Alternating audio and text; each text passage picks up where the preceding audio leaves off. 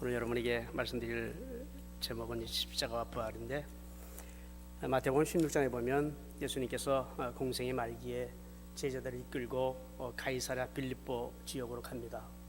이 빌립보 지역은 굉장히 의미가 있는 지역입니다. 30년 전으로 거슬러 올라가서 당시의 정세를 보면요, 예수님이 태어날 당시에 유대 나라는 이미 유대의 통치자로 있던 그 이미 70세가 넘은 헤롯 대제가 로마를 등에 업고 37년째 다스리고 있었습니다. 그는 로마는 이제 주전 63년대에 유대를 손에 넣고 헤롯을 유대의 분봉왕으로 인정한 것입니다. 그래서 성경에 그 왕이 예언된 왕이 태어났다는 말을 듣고 정권에 대한 불안감으로 헤롯이 유대의 어린아이들을 죽이려 하자 아기 예수님은 애굽으로 피난 갔고, 그리고 그때 헤롯이 죽자 유대 나라는요 그의 유언대로 세 아들에게 분배되었습니다. 예루살렘과 사마리아 지역은 그 아들 아켈라우스가, 그리고 갈릴리 지역은 그 아들 안티파스, 여러분이 잘 아는 안디바,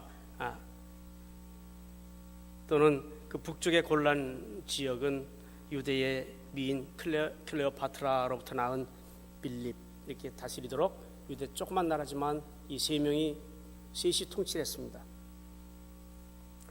유대 지방의 아켈라우스는 복종으로 몇 년 후에 유배되고요, 그리고 그 자리를 로마가 직접 총독을 파송해가지고 치리하기 시작을 했습니다. 그래서 예수님이 공생의 그를 시작할 즈음에 그 유대 예루살렘은 30년 동안 5명의 총독이 지나갔습니다. 예수님이 공생애를 시작할 때 그때는 벌써 다섯째 빌라도라고 하는 총독이 그 유대 지방을 다스리고 있었습니다. 이렇게 예수님은 급박한 국제 정치와 로마의 압제 아래서 3명의 통치자에 의해서 돌아가는 강원도만한 작은 땅덩어리, 그 소용돌이 속에서 하나님으로부터 아주 힘든 임무를 수행하고 있었습니다. 정치인들은 하나같이 로마의 하수인으로 로마 황제에게 더 잘 보이려고 아부꾼들이었습니다. 사람들은 다 고통스러워했습니다. 빌립 이 분봉 왕은요, 이 도시 가이사랴 빌립보, 이 도시를 수도로 정하면서 황제에게 잘 보이려고요, 자기 이름을 황제 이름 뒤에 붙여서 가이사랴 빌립보 이렇게 만들었습니다. 바로 갈릴리 호수에서도 저 북쪽으로 한 20마일 떨어져 있는 그런 산지였습니다. 헐몬산 바로 밑에 끝자락에 있는 그런 자락이었습니다. 그것은 산지로서 많은 사람들이 산당과 우상을 세워놓고 이방신에게 제사를 드리는 곳이었습니다. 바로 이렇게 산당에 제사 바위 굴에다가 저런 불을 파놓고, 그리고 거기다가 우상을 모셔놓고, 또는 굴을 파고 또 옆에다가 산당을 지어놓고, 이렇게 많은 사람들이 그 가이사랴 빌립보 지역에서 이방신들에게 제사를 하고 있었습니다. 공생애를 시작하고 이제는 공생애 중에서도 그 마지막쯤이라고 생각이 됩니다.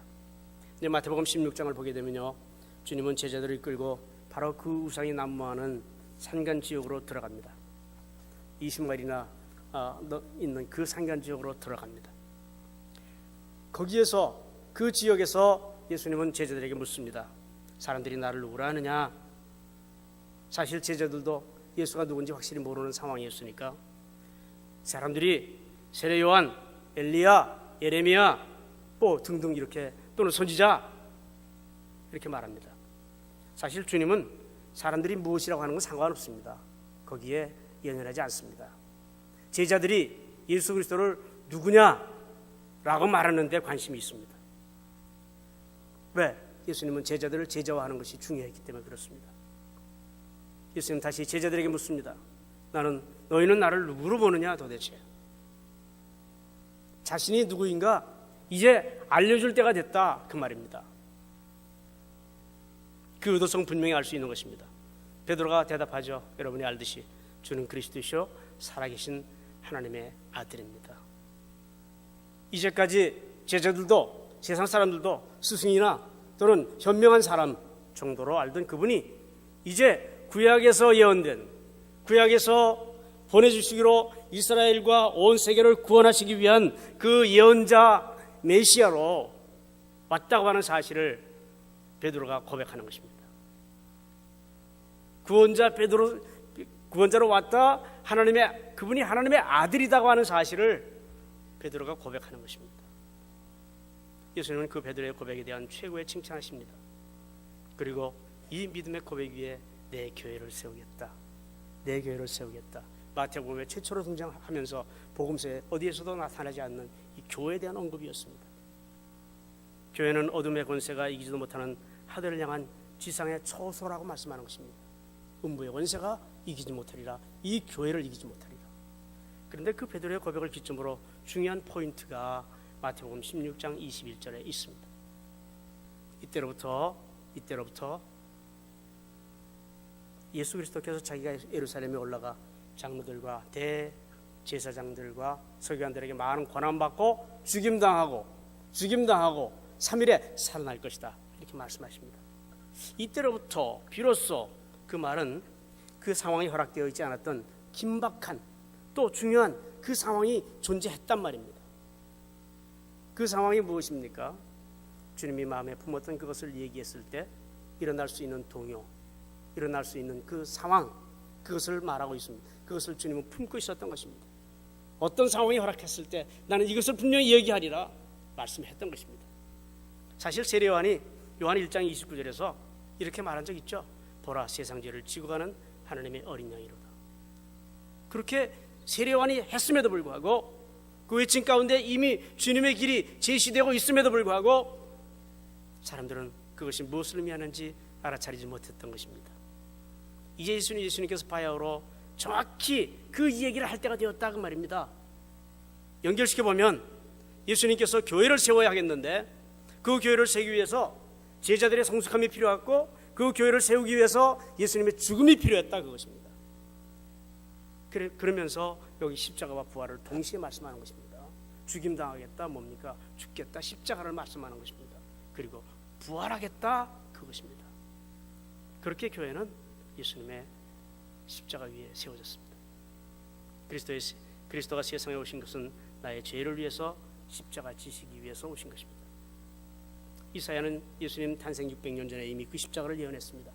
메시아장 이사야 53장 5절에 그가 찔림은 우리의 허물을 인하며 그가 상함은 우리의 죄악을 인하니라. 그가 징계를 맞음으로 우리가 평화를 누리고 그가 채찍에 맞음으로 우리가 나음을 입었도다. 이 복음의 메시지 믿습니까? 그러므로 십자가 없이는 기독교는 생각할 수 없는 일입니다. 절대 생각할 수 없습니다. 교회에서 십자가를 빼면 nothing but nothing, 아무것도 아닙니다. 또 그렇게 되어야 합니다. 왜냐하면 예수님은 세상의 죄를 위해서 오신 분이고 죄의 대가를 지불하지 않고는 모든 사람은 하나님의 영광에 이르지 못합니다. 로마서 3장 23절. 십자가가 무엇이냐? 십자가가 무엇이냐? 간단합니다. 나의 죄의 대가를 그분이 대신 치르셨다, 그 말입니다. 그것은 무엇을 의미하는가? 믿음으로 내가 구원받았다는 뜻입니다. 허물과 죄로 죽었던 내가 살았다, 그 말입니다. 지옥 가야 하는데 천국 간다, 그 말입니다. 하나님의 자녀로서 엄청난 말로 닿을 수 없는 기업을 나는 상속받았다, 그 말입니다. 뭐냐? 이 모든 것들이 모두가 죄를 용서받음으로 하나님께서 나를 용납하심으로 인해서 오는 축복이라, 그 말입니다. 다른 말로 말하면 나는 죄와 죄책에서 벗어났다, 그 말입니다. 과거에는 죄를 짓는 대로 죄의 대가를 내가 받았는데요, 이제는 부지중에라도 또는 때때로 의도적으로 내가 죄를 지었어도 그 죄의 대가를 내가 받지 않는다, 그 말입니다. 그렇게 죄를 질 수 있지만 하나님께서 나를 정죄하지 않겠다, 내 죄의 대가대로 하나님께서 나를 정죄하지 않는다, 그 말입니다. 예수 그리스도가 그것을 받았으므로 나는 프리하게 되었다, 그 말입니다. 이게 믿어지십니까? 감격스럽지 않습니까? 이거 별로 감격스럽지 않은 분들도 있는 것 같습니다. 그분이 그것이 감격스럽지 않아도 그 일은 일어났습니다. 그래서 은혜인 것입니다. 주님은 우리의 십자가의 감격의 정도에 따라서 우리 죄를 용서한 것이 아닙니다. 여러분과 제가 주님을 모르고 있을 때 이미 우리의 죄를 용서하셨다고 했으니 그것이 어찌 감격이 아니겠습니까? 감격 이전의 일입니다. 그래서 주님 로마서 5장 8절에 보니까 우리가 아직 죄인 됐을 때 그리스도께서 우리를 위해서 죽으심으로 하나님께서 우리에 대한 자기 사랑을 확증하셨느니라. 이 어찌 은혜가 아닙니까? 여러분, 사실 나의 죄의 무게를 실감하는 만큼 나의 죄가 용서받는 거 아닙니다. 그렇다면 우리는 용서받을 수가 없습니다. 그래서 우리가 받아들이셔야 합니다. 예수님께서 십자가 지심으로 우리 구원하셨습니다. 내가 알든지 모르든지 그걸 알게 해주신 주님께 감사드립니다. 그 이전에 이미 주님께서 그랬고 그것을 믿음으로 알 수 있게 우리에게 만들어주신 그것이 우리의 구원인 것입니다. 그것이 감격이 아닐지라도 지적으로 동의가 이루어지신다면 구원받았다고 말씀하시는 것입니다. 로마서 10장 10절에 이 어찌 감사하지 않을 수 있을까요? 그러면 왜 그 십자가의 용서의 감격이 필요한 것입니까? 왜 필요하십니까? 그 감격을 느끼는 정도가 바로 그 죄를 탕감받은 나의 감격의 정도를 다르게 만드는 것입니다. 다르게. 그 감격 속에서 그리스도를 향하는 마음, 그리스도를 통해서 또는 그리스도를 내 속에 담아가지고 다시 표현할 수 있는 그 감격의 정도에 따라서 그렇게 만들어주는 것입니다. 그래서 여러분 십자가의 희생의 가치를 실감하는 정도만큼 나는 또 십자가를 짊어지고 갈 수가 있습니다. 그 감격 때문에 나의 삶이 달라지는 것이죠. 나의 삶이 십자가의 은혜로 풍요로워지고 그 십자가의 용서의 감격으로 이웃에게 주님이 하신 것처럼 다가갈 수 있고 진정한 용서도 할 수가 있습니다. 스데반이 그랬던 거예요. 스데반이 하나님의 은혜가 너무 감격하니까 그 사람이 돌팔매질을 하고 있는 그 상황 속에서 주여 저들의 죄를 용서해 주시옵소서. 누가 하신 말씀입니까? 예수님이 하신 말씀 아닙니까? 왜? 십자가의 감격 때문에. 주님이 나를 위해서 십자가에 돌아가시고 나의 죄를 용서해 주셨다는 감격 때문에 그는 그것을 짊어지고 저들을 용서해 주십시오 했던 것입니다. 바울의 일생도 그렇게 돌아갔습니다. 바울의 일생. 그런 자신이 죄인 중에 계심을 계속 가면서 깨닫습니다. 그 죄를 용서받은 기쁨이 십자가를 자랑할 수밖에 없습니다. 십자가를 자랑하는 사람들은요 무슨 감격 속에 깊이 들어가느냐? 예수 그리스도가 나의 죄를 용서해 주셨구나. 이런 그 귀중한 가치 속으로 들어간 사람이 십자가를 계속 자랑할 수 있습니다. 사도 바울이 그랬던 거예요. 그 기쁨이 십자가를 자랑할 수밖에 없어요. 정말로 십자가의 은혜를 체험한 사람들은 계속해서 십자가를 자랑할 수밖에 없고 십자가를 얘기할 수밖에 없습니다. 그래서 그는 그리스도와 십자가만이 늘 머릿속에 있습니다. 그리스도와 십자가가 그의 일생 그를 지배했습니다. 모든 것은 다 배설물인 거예요. 그래서 그는 부르짖습니다. 내가 너희 중에 예수 그리스도와 그의 십자가에 못 박힌 것 외에는 아무것도 이 머릿속에 넣지 않기로 결정합니다. 이건 무슨 말인지 아십니까? 그래서 그리스도가 우리에게 주시는 가장 값진 축복은 십자가를 통해서 주시는 죄의 용서인 것입니다. 이것이 우리의 가장 밑바탕에 있어야 우리는 흔들리지 않습니다. 중세 신앙의 선배들이 로마서의 주제라고 할 수 있는 이 로마서 1장 17절 복음에는 하나님의 의가 나타나서 믿음으로 믿음에 이르게 하나니 기록된 바 의는 믿음으로 말미암아 살리라. 이 말씀을 존재론적으로 깊이 깨달은, 존재론적으로 두뇌로 깨달은 게 아니라 이 존재 깊이 속에 깨달을 때 그들이 주를 위해서 일하게 됐습니다. 기독교 신자였던 황제 컨스탄틴의 어머니는 빌라도가 예수님과 함께 오르락내리락 하던 그 빌라도 계단을 거기 성지를 방문한 다음에 그걸 뜯어왔습니다. 그리고 로마로 가져다가 사제들이 주님을 따르기 위해서 고행을 하기 위한 도구로 만들었습니다. 어느 성당에다가 만들어 놨습니다. 그로부터 10년, 1000년이 지나도록 아직도 그들은 그 계단을 무릎으로 오르면서 고행으로 주님께 도달하고파 했습니다.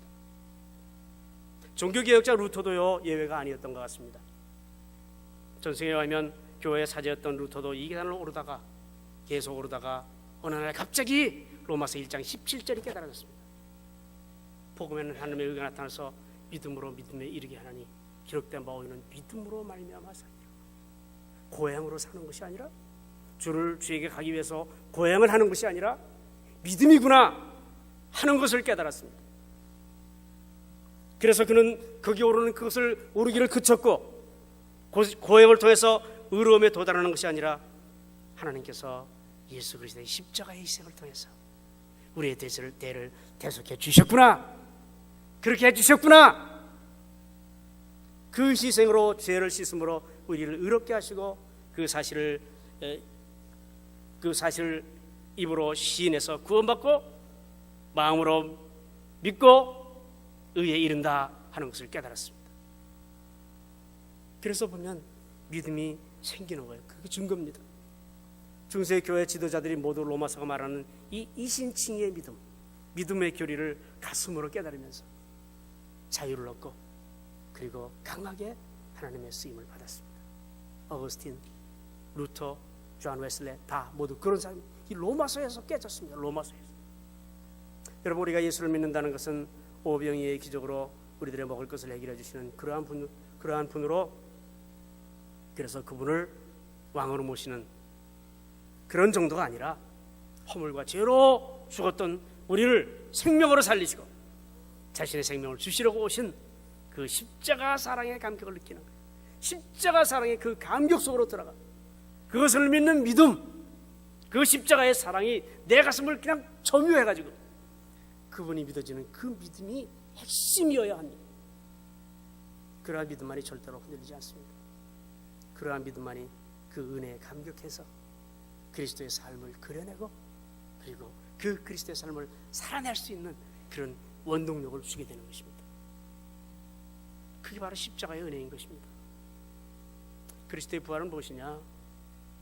부활은요, 빌립보서 2장 5절 11절에 있는 내용대로 그 십자가의 결과로 하나님이 예수 그리스도의 손을 번쩍 들어주신 사건입니다.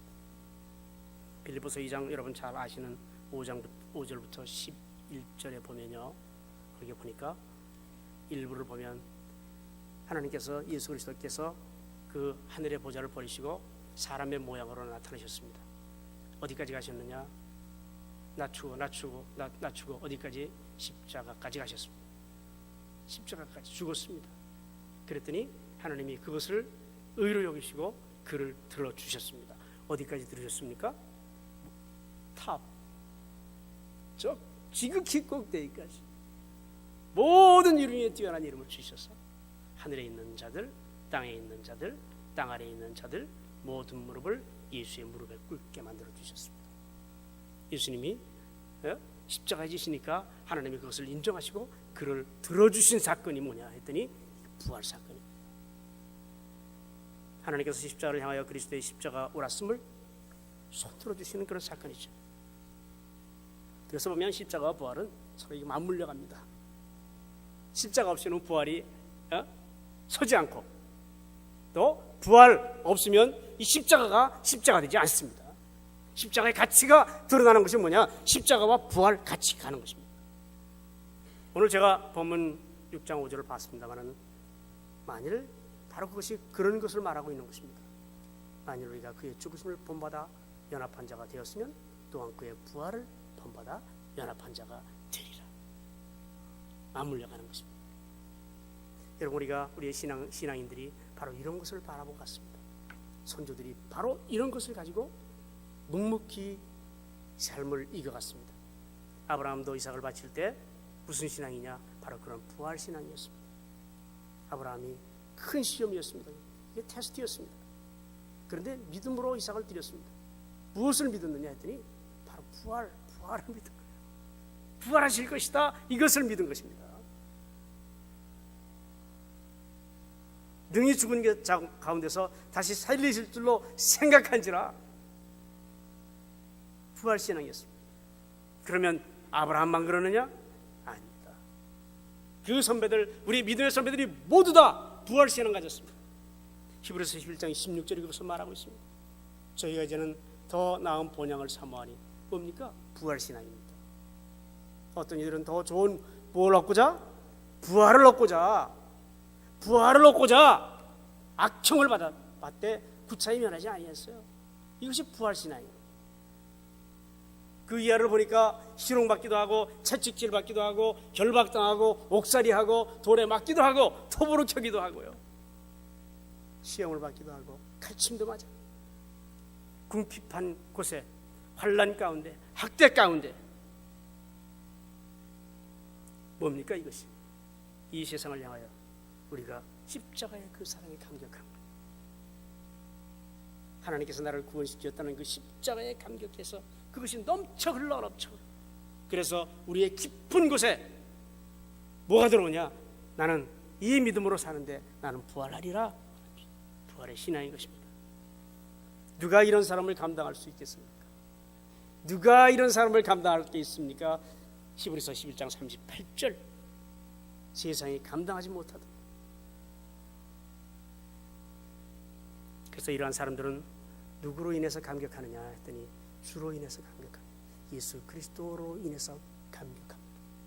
그 감격이 세상을 이기는 거예요.